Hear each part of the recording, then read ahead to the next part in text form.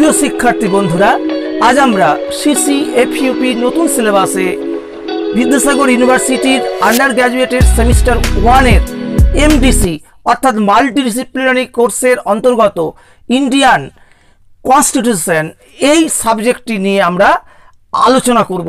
অর্থাৎ 2024-এর সেমিস্টার 1 এর এক্সামের জন্য সবথেকে গুরুত্বপূর্ণ প্রশ্নগুলো আমরা এখন বলবো। লং কোশ্চেন্স 10 নম্বরের দেখো। নাম্বার 1, ভারতের রাষ্ট্রপতির ক্ষমতা, কার্যাবলী ও পদমর্যাদা আলোচনা করো। সেকেন্ড কোশ্চেন্স, ভারতের সুপ্রিম কোর্টের গঠন ও কার্যাবলী আলোচনা করো। 3 নম্বর, ভারতের সংবিধানে সংরক্ষিত সাম্যের অধিকার ব্যাখ্যা করো। পরের প্রশ্ন, ভারতের সংবিধানে সংরক্ষিত স্বাধীনতার অধিকার ব্যাখ্যা করো। 5 নম্বর প্রশ্ন, ভারতের সংবিধান প্রণয়নে গণপরিষদের ভূমিকা আলোচনা করো। 6 নম্বর, ভারতীয় নাগরিকদের নাগরিকত্ব অর্জনের বিভিন্ন পদ্ধতিগুলি আলোচনা করো। 7 নম্বর, ভারতের প্রধানমন্ত্রীর ক্ষমতা, কার্যাবলী ও পদমর্যাদা আলোচনা করো বা ভারতের রাজনৈতিক ব্যবস্থায় প্রধানমন্ত্রীর ভূমিকার মূল্যায়ন করো।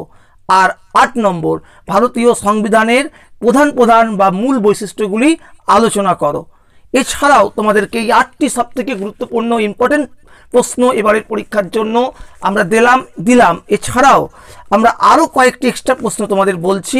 দেখো, অতিরিক্ত প্রশ্নের মধ্যে আমরা আরও কয়েকটি এক্সট্রা প্রশ্ন রেখেছি, যে প্রশ্নগুলো তোমাদেরকে যদি প্রশ্ন ঘুরিয়ে আসে কোনো কারণে, তখন তোমরা এই এক্সট্রা প্রশ্নগুলো যদি করে যাও তাহলে তোমরা অবশ্যই সব কোশ্চেন্স কমন পাবে। এবং তারপরে আমরা আসছি মাঝারি প্রশ্ন, সেমি লং কোশ্চেন্স, মূলত 5 নম্বরের। তার সবথেকে গুরুত্বপূর্ণ প্রশ্নগুলো হলো: 1 নম্বর, ভারতীয় সংবিধানে বর্ণিত মৌলিক কর্তব্যগুলি আলোচনা করো। 2 নম্বর, ভারতের রাষ্ট্রপতিকে কিভাবে নির্বাচন করা হয়। 3 নম্বর, মৌলিক অধিকার ও রাষ্ট্র পরিচালনার নির্দেশমূলক নীতিগুলির মধ্যে মূল পার্থক্যগুলি আলোচনা করো। এর সঙ্গে রাষ্ট্র পরিচালনার নির্দেশমূলক নীতিগুলির গুরুত্ব বা তাৎপর্য লেখো। 4 নম্বর, ভারতের রাষ্ট্রপতির আপদকালীন বা জরুরি ক্ষমতাগুলি আলোচনা করো। 5 নম্বর, টিকা লেখো। ভারতের উপরাষ্ট্রপতি বা ভারতের উপরাষ্ট্রপতির ক্ষমতা ও কার্যাবলী সংক্ষেপে লেখো। পরের 7 নম্বর, ভারতের সংবিধানে স্বীকৃত শাসনতান্ত্রিক প্রতিবিধানের অধিকারগুলি লেখো বা সংবিধানের 32 নং ধারা অনুসারে সুপ্রিম কোর্ট কি লেখো জারি করতে পারে।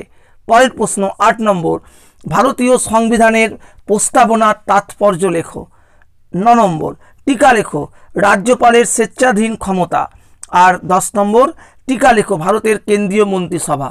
এছাড়াও আরও কতগুলো অতিরিক্ত প্রশ্ন দেওয়া আছে। তার মধ্যে অতিরিক্ত প্রশ্নের প্রথম যে প্রশ্নটি, এটিও খুব গুরুত্বপূর্ণ, হাইকোর্টের নিচের অধস্তন আদালতগুলির গঠন কাঠামো ও কার্যাবলী আলোচনা করো। এছাড়াও তোমাদের আরও কয়েকটা আমরা দিয়েছি প্রশ্ন এখানে। তার মধ্যে সবশেষ যে অতিরিক্ত প্রশ্নের মধ্যে রয়েছে 5 নম্বর প্রশ্ন, ভারতের সংবিধানে উল্লিখিত সংস্কৃতি ও শিক্ষা বিষয়ক অধিকারটি আলোচনা করো। এই প্রশ্নটিও কিন্তু গুরুত্বপূর্ণ।